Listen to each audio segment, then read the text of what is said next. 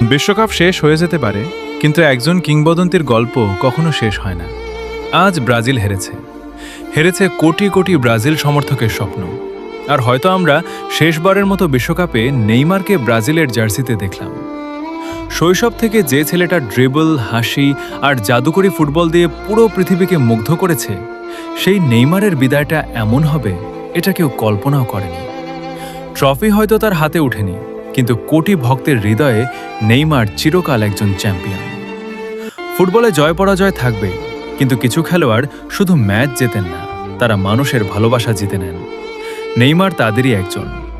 ধন্যবাদ নেইমার, আমাদের অসংখ্য স্মৃতি উপহার দেওয়ার জন্য।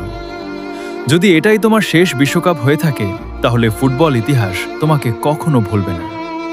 একজন কিংবদন্তির বিদায় হয়তো আজ শুরু হলো, কিন্তু তার নাম নেইমার চিরকাল বেঁচে থাকবে ফুটবল প্রেমীদের হৃদয়ে।